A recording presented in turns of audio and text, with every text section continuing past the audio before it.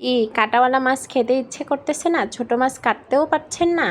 আমি বলবো যে এখন থেকে আনন্দ নিয়ে ছোট মাছ কাটবেন। এইরকম একটা রান্না হলে আপনাদেরকে ছোট মাছ আর ফেলতে ইচ্ছেই করবে না। ভাইয়ারা ছোট মাছ আনলে আর রাগ করবেন না। আসসালামু আলাইকুম এভরিওয়ান, কেমন আছেন সবাই? আপনাদের দোয়ায় আমিও ভালো আছি।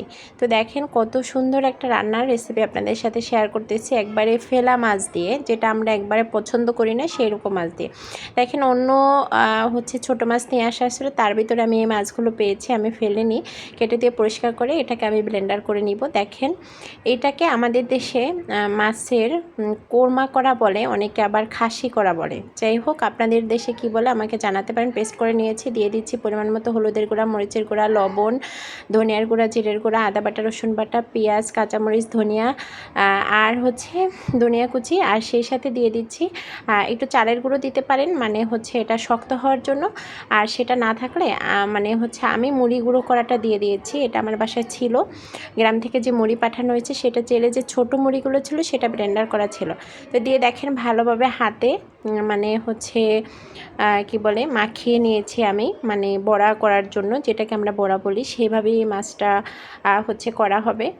আর চালের গুঁড়িটা এই জন্যই দেওয়া হয়েছে যে একটু ভাজা ভাজা যাতে হয়। আর মাছের শেপটা করে নিয়েছি। দেখেন আমার হাতে অনেক বেশি সময় ছিল না, আরও সুন্দর করে করা যেত, আসলে ওই রকম সময় নিয়ে আমি করিনি। দেখেন তারপরেও হয়েছে। তো এভাবেই হচ্ছে আমরা মাছটাকে তৈল চুলাতে কড়াই বসিয়ে তেলটা গরম করে সেখানে মাছগুলো এক এক করে দিয়ে দিব।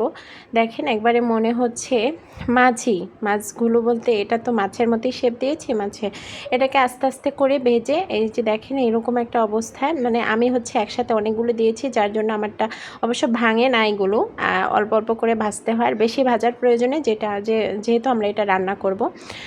আরেকটা কড়াইতে আমরা হচ্ছে দিয়ে দিচ্ছি পেঁয়াজটা একটু হয়ে আসলে আমরা দিয়ে দিব আদা বাটা, রসুন বাটা, লবণ, পরিমাণ মতো হলুদের গুঁড়া, মরিচের গুঁড়া, মানে যা যা মশলা আছে সেগুলো দিয়ে দিব। দিয়ে দিচ্ছি একটু পানি, আর দিয়ে দিব টমেটো।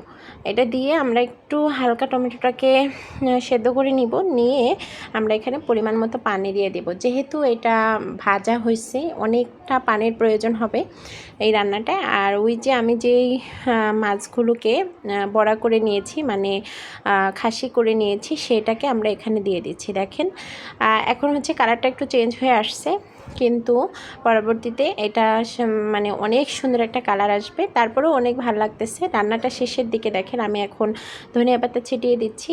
ধনিয়া পাতা তো না হলেই হয় না, কারণ ধনিয়া পাতাটা আমি ভাজাতেও দিয়ে দিয়েছিলাম, আর এখনও দিয়ে দিচ্ছি ফ্লেভারের জন্য, আর অন্য কিছু না। দেখেন এখন আমরা হচ্ছে ঝোলটাকে আস্তে আস্তে টানিয়ে নিব, তাহলেই অনেক সুন্দর একটা, এই যে দেখেন ফাইনাল লুকটা কত সুন্দর হয়েছে মাশাআল্লাহ। এটা দেখে তো আমার মানে আমার সাথে আমার বাড়িওয়ালা যে আছেন তিনি তো হচ্ছে আগেই এক প্লেট ভাত নিয়ে খেয়ে নিয়েছেন। কালারটা দেখেই সে মানে আর সহ্য করতে পারে না, যেটা আপনার ভিডিওর প্রথমেই দেখতেছিলেন।